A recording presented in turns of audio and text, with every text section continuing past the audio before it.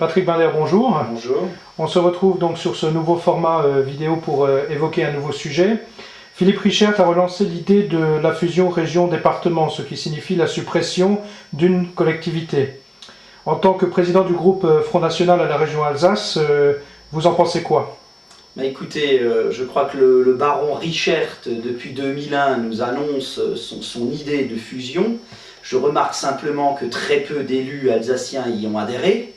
Et je dirais, nous avons largement devancé Philippe Richert, président du Conseil général du Bas-Rhin, puisque dès 1998, lorsque nous étions arrivés avec un groupe important au Conseil régional d'Alsace, nous avions dénoncé les doublons dus à ces deux collectivités.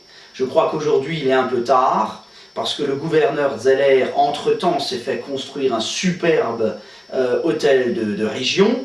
Quant au baron local du Haut-Rhin, lui aussi, le prince Büttner, s'est fait construire son beau palais de verre à Colmar. Alors vous voyez que ces élus sont totalement incohérents entre eux, et ils sont incapables de nous donner une ligne de conduite, puisque bien évidemment, moi je considère qu'il y a beaucoup trop d'élus, et on le voit d'ailleurs aux résultats dans notre région.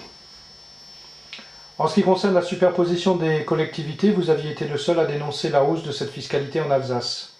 Effectivement, pour 2006, il faut tout de même savoir que toutes les collectivités locales ont augmenté leur fiscalité. Grâce à Adrien Zeller, pour la région Alsace, c'est plus 2,5%.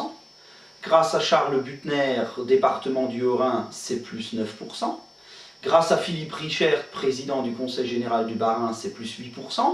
Et puis, bien évidemment, la cerise sur le gâteau, c'est grâce à Jo Spiegel et Jean-Marie Bockel, le duo socialiste de la CAMSA, qui a vu l'augmentation de la fiscalité au travers de la taxe additionnelle. On avait connu, il y a 2 ans de cela, les poubelles en or, la taxe transport, l'augmentation de la taxe professionnelle. Il est vrai qu'avec les socialistes, d'ailleurs, on n'est jamais déçus. La preuve en est qu'à Mulhouse, ce n'est pas une petite augmentation, puisqu'on a pu mesurer entre 2,5 et 9,63% d'augmentation des impôts. Mais il est vrai que lorsqu'on a un train de vie comme le sénateur maire de Mulhouse, ou comme le président de la CAMSA, ou comme les présidents des conseils généraux régionaux, on se soucie peu de l'augmentation du prix du panier de la ménagère. Alors je crois que nous avons été les seuls qui, dans la situation dans laquelle nous sommes aujourd'hui en Alsace, une situation de précarité, une situation difficile pour les Alsaciens, de dire stop, nous sommes pour une augmentation de la fiscalité, se situer près de zéro. Vous avez soutenu le projet de fusion des communautés de communes Île-Napoléon et Porte de France Rhin-Sud, contre la volonté d'absorption de la CAMSA. Oui, effectivement, depuis le début de l'année, je suis intervenu en faveur de la fusion de ces deux communautés de communes. Et c'est vrai qu'au Conseil régional, nous soutenons financièrement, et d'ailleurs de façon très importante, la communauté d'agglomération mulhousienne. Cette communauté d'agglomération mulhousienne veut aujourd'hui s'approprier de nouvelles communautés de communes. Alors on voit là la volonté de s'étendre toujours plus, qui est la volonté de Jo Spiegel, qui est une véritable marionnette que Jean-Marie Bockel articule, et je crois qu'aujourd'hui malheureusement la CAMSA n'est pas un exemple.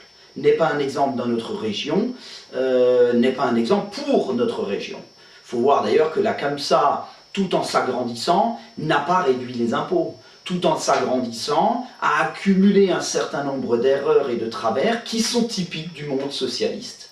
Plus on s'agrandit chez eux et plus on augmente les impôts. Alors que dans une logique d'élu et dans une logique d'entreprise, qui dit s'agrandir dit réduire les coûts. Or, je crois que dans cette CAMSA, ils sont incapables de réduire les coûts, c'est en cela qu'ils sont condamnables.